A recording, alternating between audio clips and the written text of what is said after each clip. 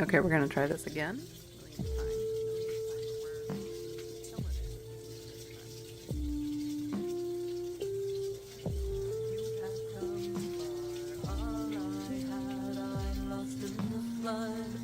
Come sit with me at the bar. Tell me your progress, strengthen my blood. No one here knows my name. Oh, we have traded my memories for things. Oh, I remember you clearly.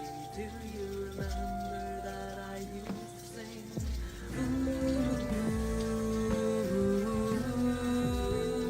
why have you waited so long?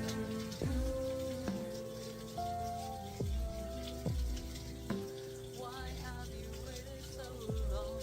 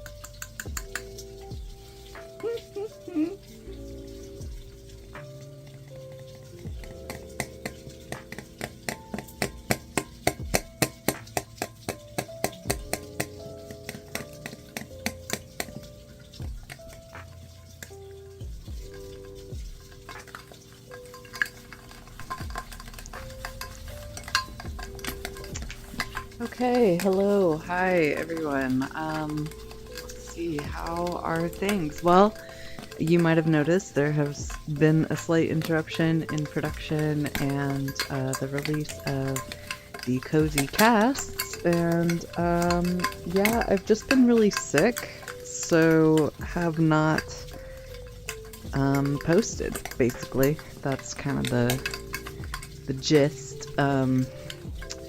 And I was panicking about it at first. I was like, oh my god, but the people, they will know that like we're not in real time together anymore. What if they need me? I know, you know, quite thinking pretty bigly of myself, but it's so far since early 2024, I've kind of kept everybody like with me in real time with these casts. So I'm like, fuck, you know, like I just dropped off the face of time and with no notice and nothing. And like the people nearby knew what was up. So I just kind of hoped that the raindrop effect would ripple and whatever. But at the same time, I felt really bad. And eventually I just had to be like, you know what? An ominous silence is valid. Like, this is an ominous period. It's a serious illness. I don't feel well enough to cast, and really it takes a lot to make me feel that way. If it had been a simple cold or anything else, I would have just persevered and been sick and talked to you, but this was a whole different thing. I don't particularly want to get into it, but let's just say, like, I really felt like I met I guess I shouldn't say like I met God, but it was very it was a pretty serious illness. So I'm back. I'm still not 100%, but I feel like I can no longer hold myself back from production again. And you know, part of that is just the general state of the world. I can feel the pressure building once more, of this fascist, authoritarian, autocratic regime just getting on top of me, on top of the world. The only thing I know to do about it for myself is just to start talking again. I always feel better when I talk. I think truth really does like to be free. And so, because I can, because I am able, because I am motivated, I think it's just what's got to happen. And I don't even know where to start. You know, I've been reading stories about detainment and ICE agents and people just being kidnapped off the street, and it reminds me of early 2011 and when Arizona started enforcing this ID policy where they, like, if you were pulled over for whatever reason and you refused to show ID or you couldn't find ID, you would be detained indefinitely at one of the camps. And it was just like a bald-faced way to harass brown people.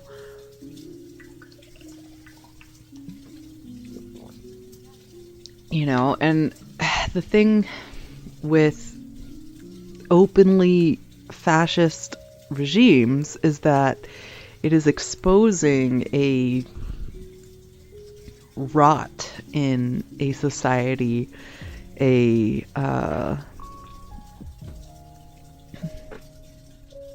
decay of moral resources, of care, of humanity, a decay of personhood, a lack of anything resembling what we consider to be humane. And it's something that isn't, like, not present otherwise. Like I said, back in 2011, this kind of stuff was happening. Back in 2000, back in 1990, 1970, 1960, 1950, 1940, 1920, right? Like, these things are not new. And so to me, there's always this experience of almost relief when it becomes the mainstream public, like, exposed version of itself. As horrific and disgusting as it is, it at least is a target that can be, like, faced and attacked and addressed in some way. Whereas when it's underground and it's in that, like, just on the low sort of thing, you know, under Obama's, I shouldn't say regime, but under Obama's presidency, these things were continuing to happen. But they're harder to address when they are at that level, at least in a public discourse kind of way, because they are at that level. So I struggle with, obviously, it's worse when it's public, right? It's more bald-faced, meaning they can do more harm, and they do more harm. More people die, more people are imprisoned, more people are torn from their families, more people are tortured, more people are raped, more children disappear. So obviously it's worse, but there is some relief or release in just, like, being able to have an enemy with a face. And I struggle with that. I struggle with feeling almost like giddy with excitement that something can be done right now. And then with guilt over feeling excitement for like fascism. It's not excitement for fascism. It's just excitement that it's out there in a way that can be targeted. And I know that other people feel this way, and I know that we see it emerge in embarrassing ways sometimes. But I'm getting far afield. So my point is, I'm happy to be able to say and do something, as little as it feels that it is, because it's a relief to just have an enemy with a face instead of a faceless enemy working somewhere in my peripheral, which is how it feels most of the time when you know that hate is out there, that people are out there moving with hate in their hearts, with the desire to other people, with the divisiveness, the intentional desire to create us and them being derogatory, them being pejorative.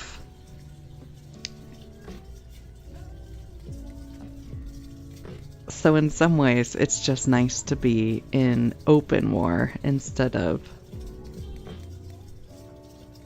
clandestine. I think my cat wants to go outside. She's up on the desk and looking at the window like, But you know, I woke up pretty bloodthirsty this morning. I do think it's okay to kill Nazis. I think it's okay to punch them too, of course. But you know, we're just like, we're over it as people, and I don't want to even try to justify it with the whole tolerance of intolerance breeds, you know, like, whatever. Like, do we need to talk about the philosophy of why it's okay to kill Nazis? Like, I thought we handled this, like, very thoroughly during the Geneva Convention. At least that's what they taught us. It's so funny when the survivors of war teach their children what they learn from it. And the children really do a good job of internalizing that shit. You know, like, you can teach it without having to experience it firsthand. I know that's an argument for some people, but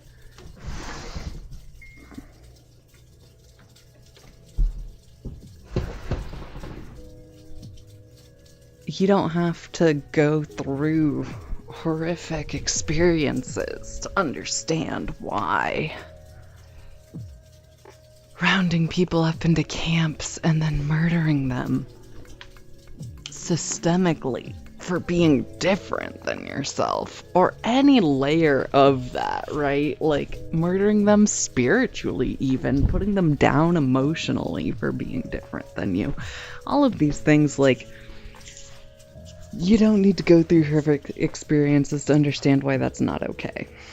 And so it's always somewhat funny to me when people who do go through horrific experiences teach their children, like, why these things are not okay, or they, you know, write history books, they create epic works of art even to express, you know, the pain or the sorrow and the wisdom that has been gained from these experiences. And the kids just really internalize them. They do such a wonderful job internalizing it. And then they turn around and go, okay, and so now what we should do is this. And the oldsters are stuck. Like, it's the turning back of that cycle that almost never goes well in my experience. Like, for example, you have this younger generation, right, coming through the 2000s, 90s, 2000s, early 2010s, and they really internalized the whole, like, don't be a dick to others thing pretty well. Like, let's not hate people, right? Hate's bad. We don't like it. Let's just, like, love is love. They internalized the Cultural Revolution really well, that the free love movement really well. And what came out of that, what I see that came out of that, was honestly more queer joy and queer joy acceptance, including trans joy and trans euphoria. And that was immediately rejected by those who had taught so ardently about the dangers of hate. So it's funny that you see this cycle repeat, and you can see it in real time now in such a way, especially with the internet, especially with so much rapid interconnectedness that we have, just manifesting in ways that are really observable. So it's kind of heartbreaking, but it's also really invigorating. Like, I don't think enough people spend enough time zooming out and realizing just how much has changed in the last 20 years, in the last 30 years. There has been just such a significant cultural shift in thinking, in the ways that we interpersonally interact. And yeah, it's slower in places where culture is less quick to change, but it's still so much more rapid than it ever was. So take heart, I suppose.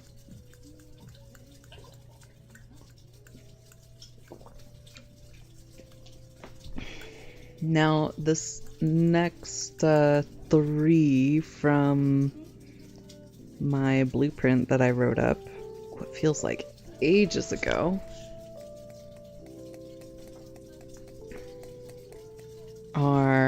we just did, what did we do? Oh, we did economies, societies, and policies. I do feel I phoned that in a little bit, but I also think that my listeners have their own ideas, and they, more than wanting or needing to listen to me, just appreciated the space to have their own thoughts. I hope that was the effect. It was certainly the intent. I also ended up, while I was in kind of the more lucid parts of my illness, watching some of my old videos, and, you know, listening to me say stuff that was just super not true. Like, it was just deeply incorrect, and thinking like, wow, how did I say so much stuff with so much confidence? Like, just absolute deadpan confidence, absolute incorrect factual facts. And I was horrified at first. I was like, Jesus, Cozy, you're just saying, like, you're telling lies.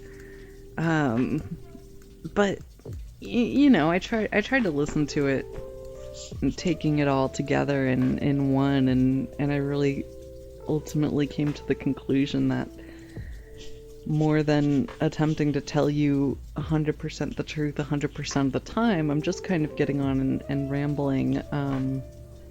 What I do say that's true strikes as quite true, especially when placed in contrast to things that are deeply untrue. But I think it also just, again, provides a space for thinking, and that's really more my point. I don't want to dictate to people or even lecture people, or otherwise, you know, hand down the intel or anything from my, what did I call it? The distributed intelligence network. Yeah.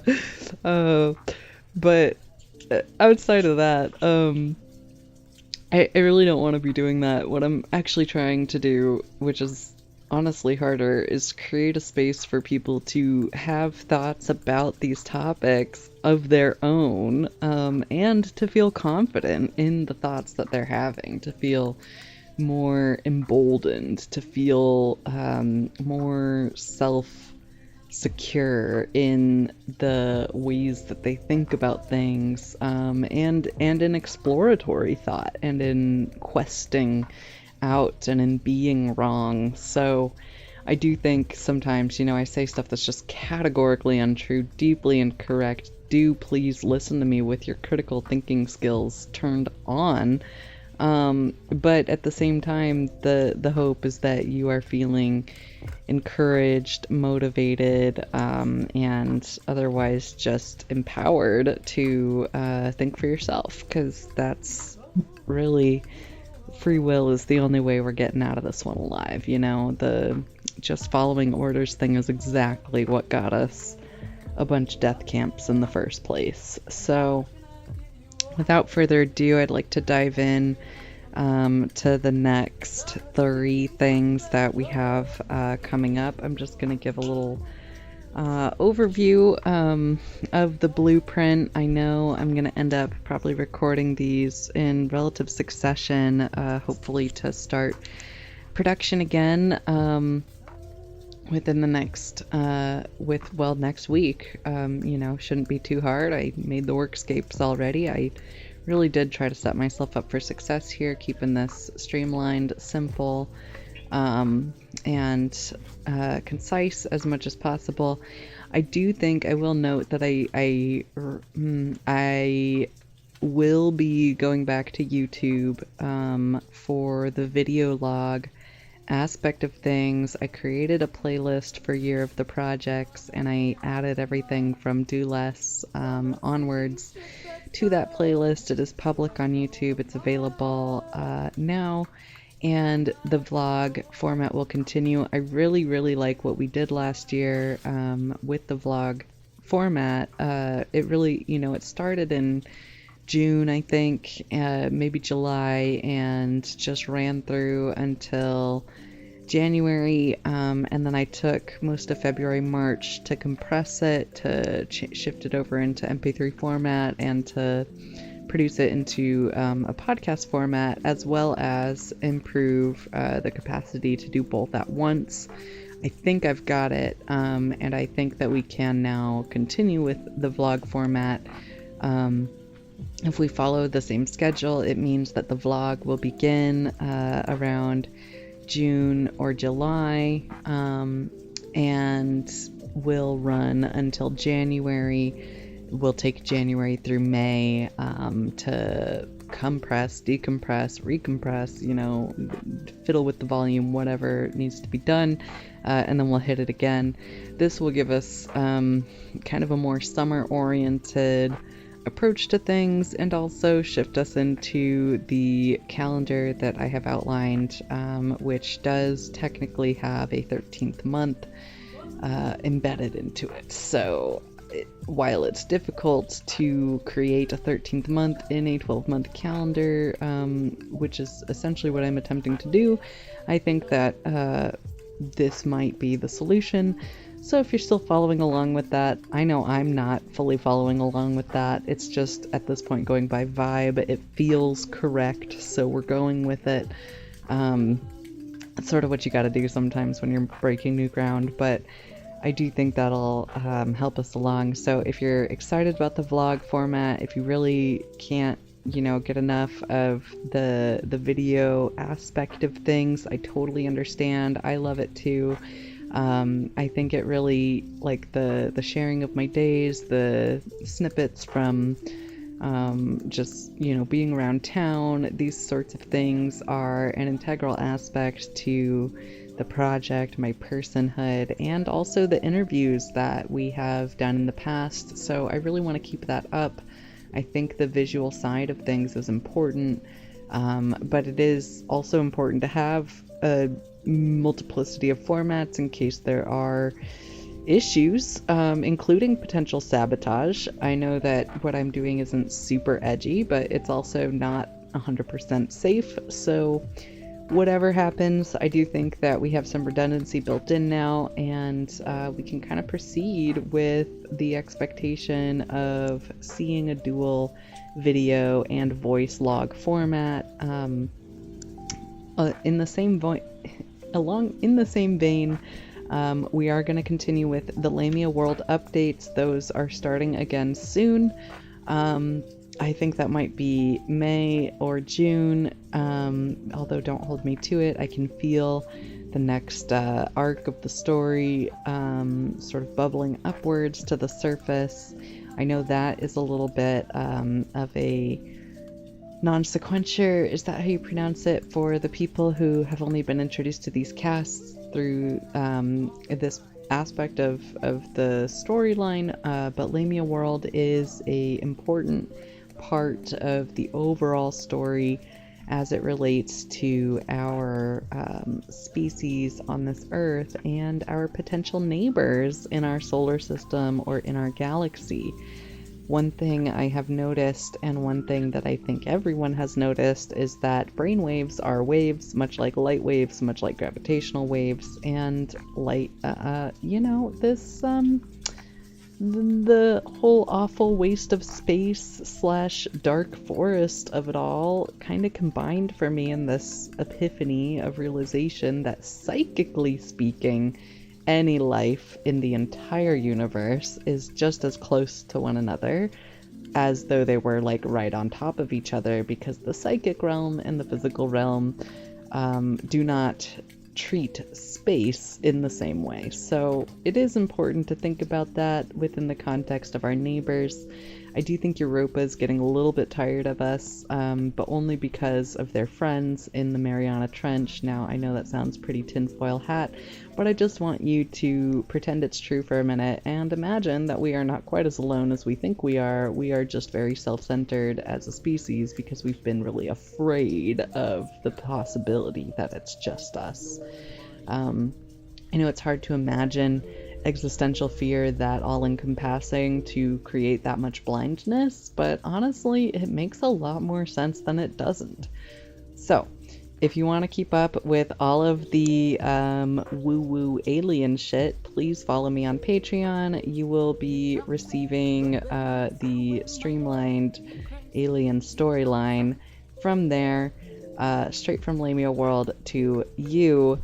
And that is probably where we're going to elaborate some of these deeper themes about loneliness in our universe, in our understanding of life, in our understanding of carbon versus silicon-based life, for example, and moving onwards with that narrative there. So please follow me on Patreon for that. It will be the only spot that you're seeing it.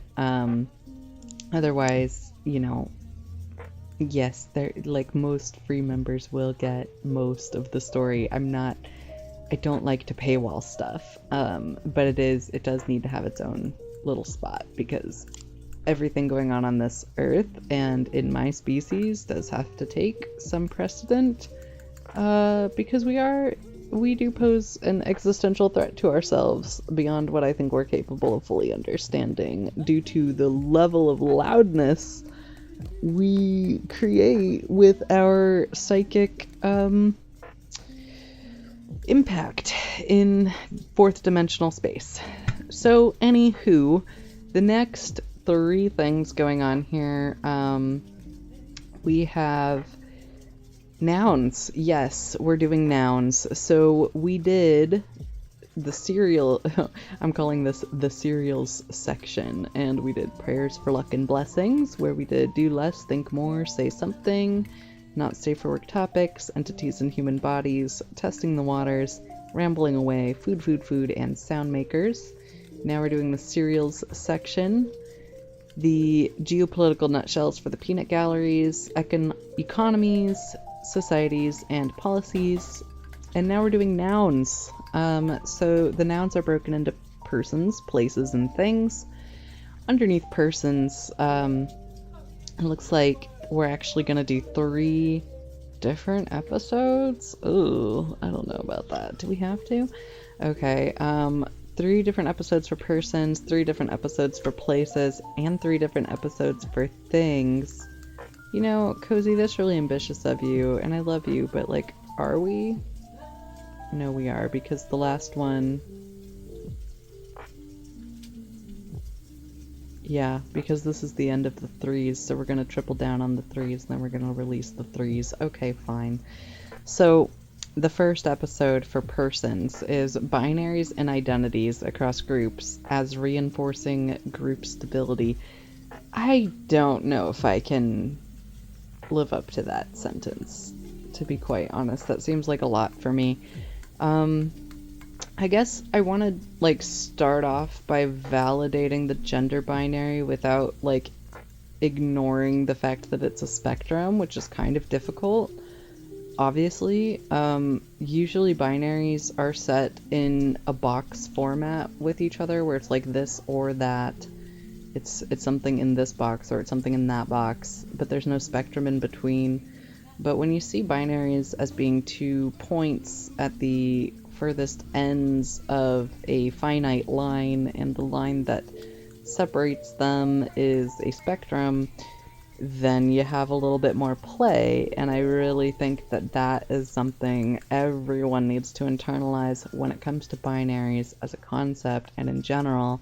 And I would further argue that the line does not need to be finite, and the furthest ends of it are also infinite. So, as I think I have mentioned before, during the transgender special episodes, there is an infinite extension of masculinity to the furthest reaches of masculinity, in the same way there's an infinite extension of femininity in the furthest reaches of femininity. And again, this is like the way that we socially present ourselves, right? When we're talking about biology, it has its own spectrums of gender and gender identity and sex, which also do not often adhere to binaries. When you get right down to it in biology, the main spectrum going on there when it comes to sex is everything versus maybe just one thing. So, some species are capable of changing sex and along their lifespan across their experience of existence for the purpose of reproduction for a variety of reasons, and some species are very, very fixed in even one sex, and they self-reproduce. So that's your spectrum for sex-based binary. It's just not useful to humanity, being mammalian creatures with a smaller spectrum between primary and secondary sex characteristics, in directions of what we call male and female. Oh my god, I'm probably gonna bore myself. But yeah, because intersex exists, it's still spectrum. It's still a spectrum. You have variability, and it doesn't matter if that variability takes up 10% of the population or 100% of the population. Everybody still is a person and should be treated like people.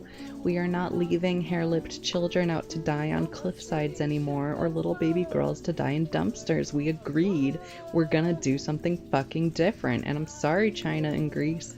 Those are my only examples, because we like to study the barbarism of other cultures, not our own, in America. So, forgive me.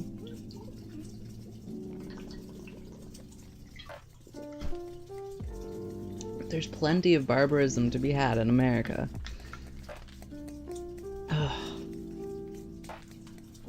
Anyway, I really don't know if I can do binaries and identities across groups as reinforcing group stability as like an entire episode, but I suppose we're already 30 minutes in, so perhaps I can do this.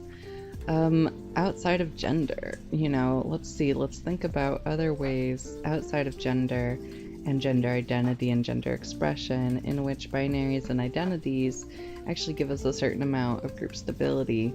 I think this is pretty obvious in like the Democratic Republican binary. It gives us a sense of stability as a political unit.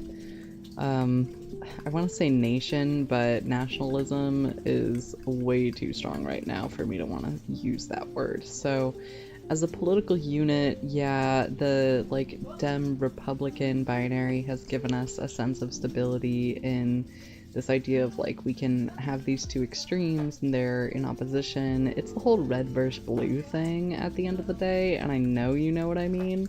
But we see this binary concept come up a lot. I think I blew my own mind in one of the earlier episodes when I presented the double helix format of the genome, like cell, as a format for binary construction in our social construction as well as in our like more institutional construction, where yes, there is a binary and there are these two separate points, but there are also these like ladder rungs that reach out between the binaries and connect them and ultimately give them strength and reinforcement. And the people who exist or the institutions that exist within that more liminal spectrum space in between those binaries are actually the ones creating the stability in the overall structure. The binary itself is not the thing that creates the stability. It's the thing that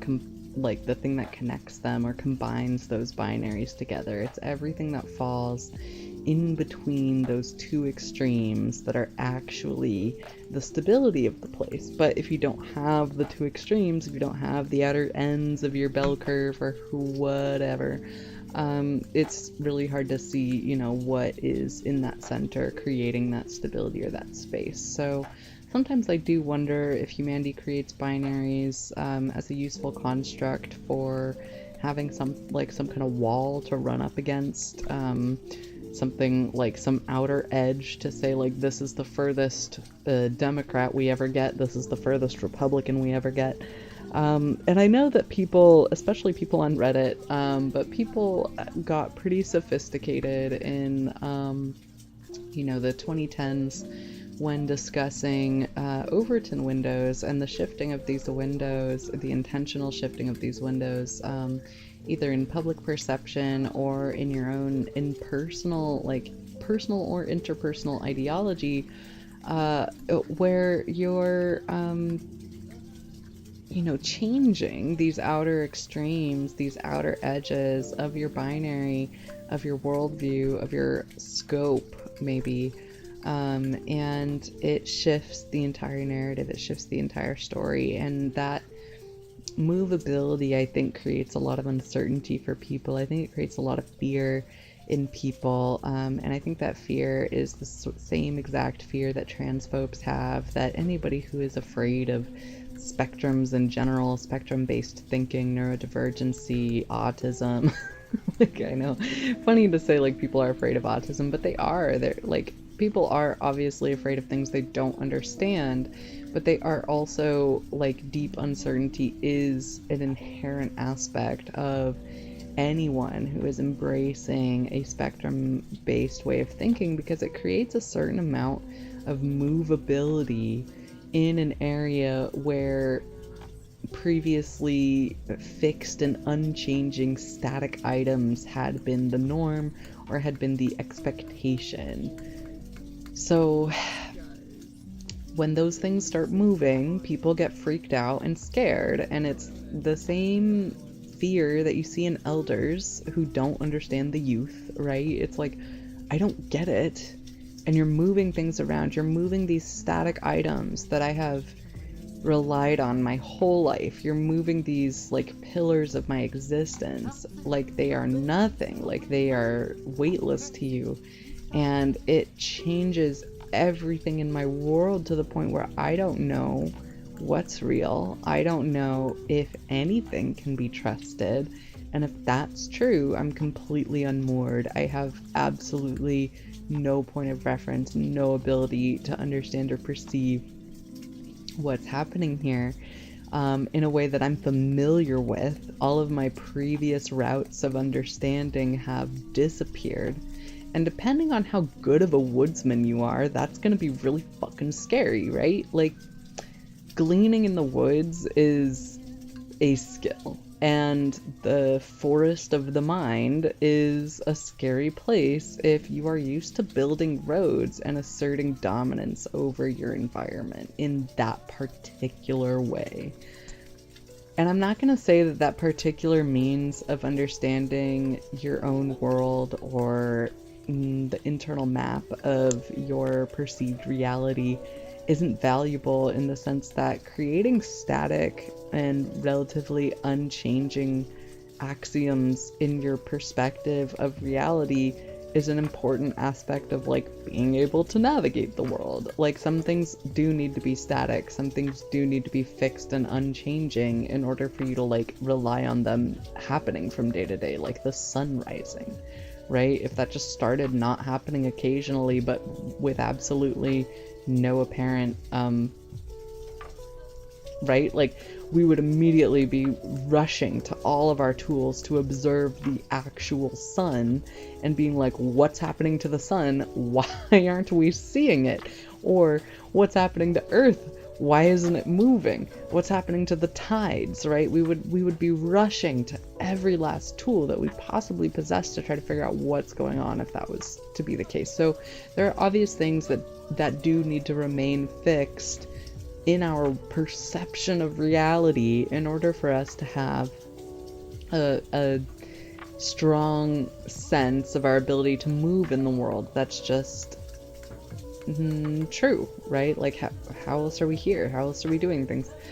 But the idea of growing, of never stopping growing, of finding new ways to glean through the forest of our own perceptions is a skill that is integral to our survival, and it's something that I think has been getting taught more and more in public education, to be honest, but also just in the way that we interpersonally relate to each other. Like, people are not willing to take bullshit anymore as much as they were. They are way more confident in their own ability to have literacy, scientific literacy, cultural literacy, and we aren't giving anybody like as much wiggle room for not having it. And some of that has been violent, and some of that has been like unfair. And that's life, you know. Humans aren't fair creatures. We strive for justice, we strive for fairness, but our instinctual reactions are not necessarily built along those lines. But most of it has been really fucking progressive, honestly. Like, the impact of just not letting one another get away with shit in our interpersonal interactions on the day-to-day basis, when it comes to cultural literacy, when it comes to scientific literacy, when it comes to like being a person in the world, has just erupted. It has become exponentially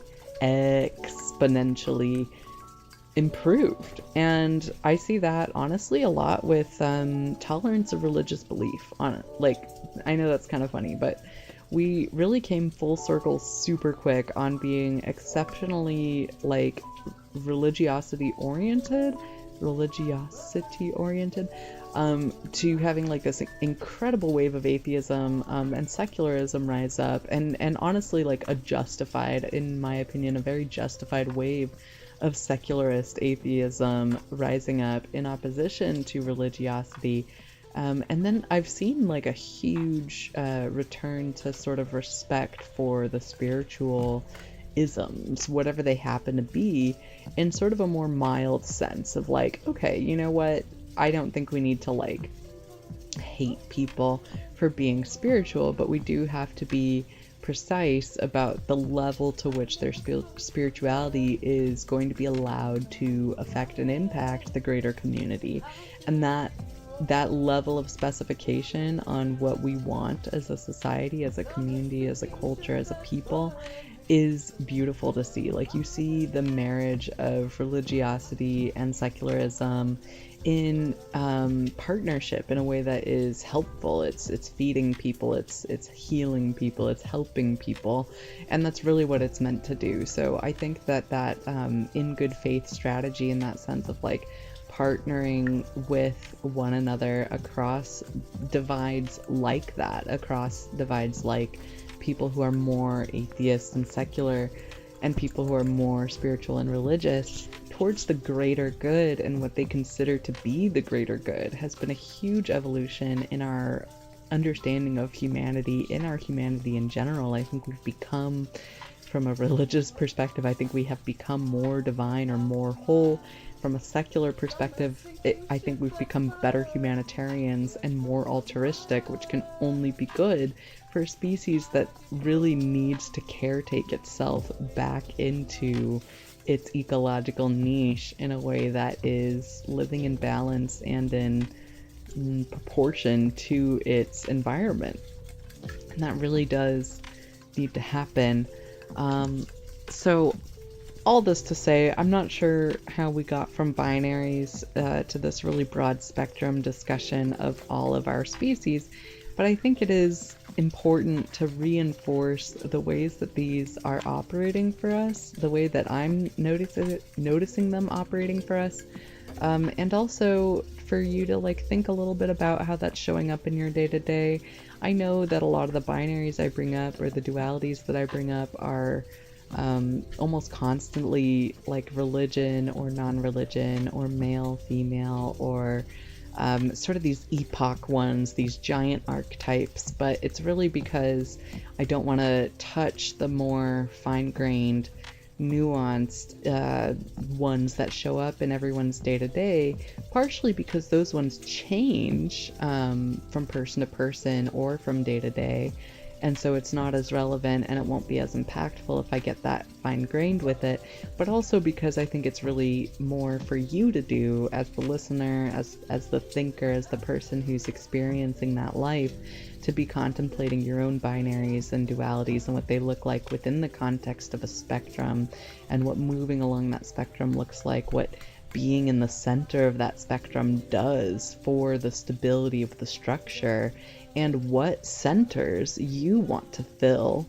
in order to help the stability of your structures. And to me, that is the middle path in Buddhism. That is the same thing with moderation, moderism, is this concept of like holding the center, holding the middle. It's one of my favorite things about the bell curve in statistics, that normal distribution, everything that falls in that little normal line. I'm a huge fan. I love normalcy. I love things to be kind of consistent. I love pop culture. I love things that are just everybody agrees, because when we all agree, there's a lot of joy. There's so much joy. We are such consensus seekers in our ways of decision making, and when we come to decisions that are overarching and large in a sense that they shift our entire worldview as a collective, it brings joy. It brings a end to loneliness in our perception of ourselves and of the world. So that decision that we do not tolerate intolerance, that agreement, that global agreement that Nazism is not okay, that was huge. And I know that it's hard right now to feel like we all agreed on that, because it's resurging and it's disgusting and violent and evil. But we did already agree that this is not acceptable. We put it in our history books, and the shit that gets into our history books is very minimal. We all know that history is written by the winners. We all know it's not, the stuff we give kids in school is not the undiluted truth.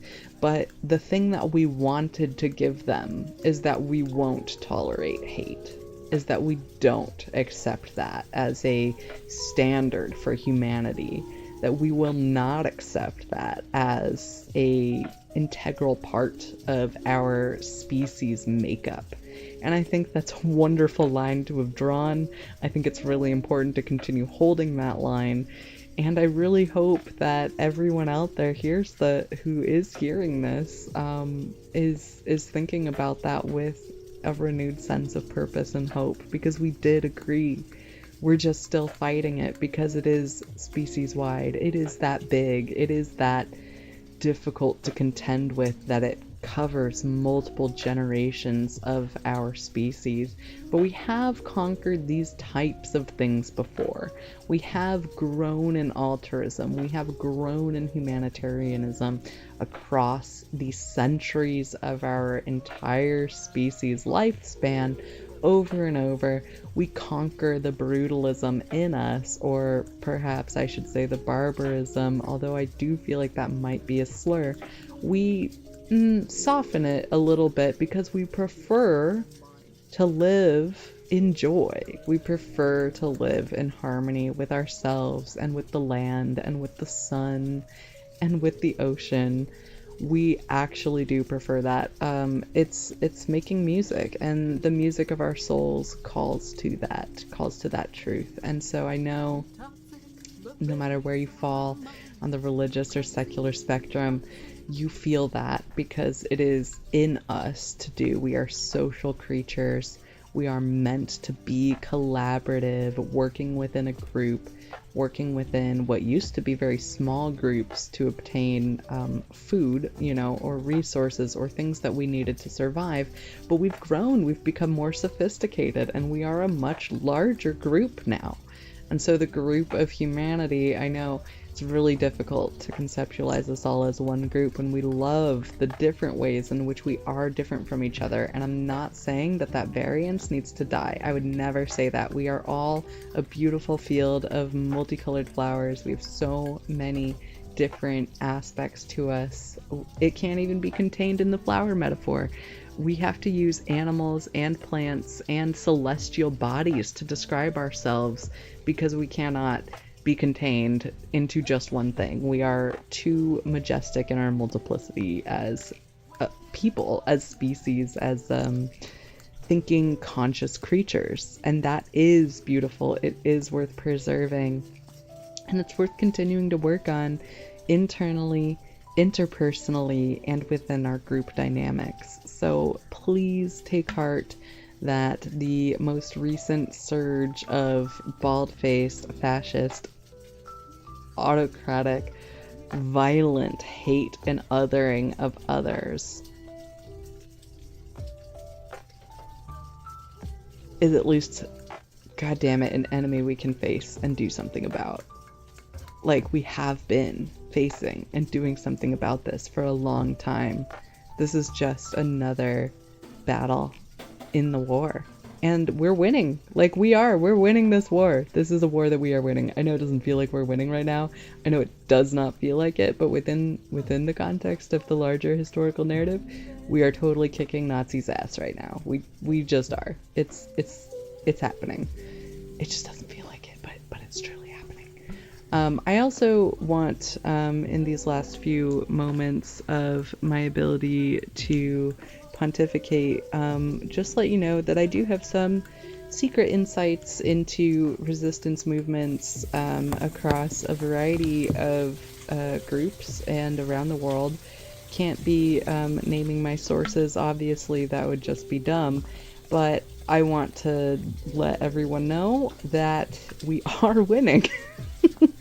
I wish I could tell you everything that I know because it would make you feel a lot better, but I can't. I really can't. I'm not allowed.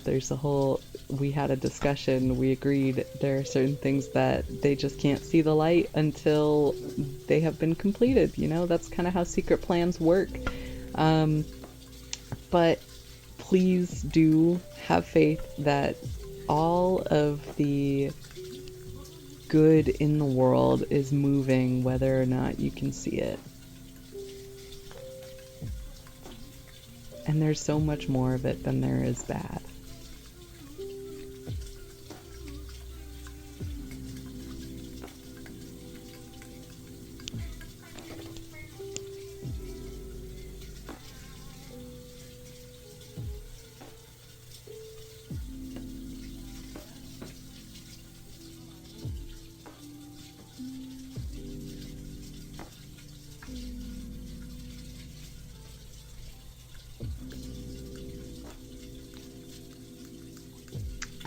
Okay, next up we are going to do neurodiversity and gender sexual diversity as positive indicators for human adaptability in increasingly dynamic times.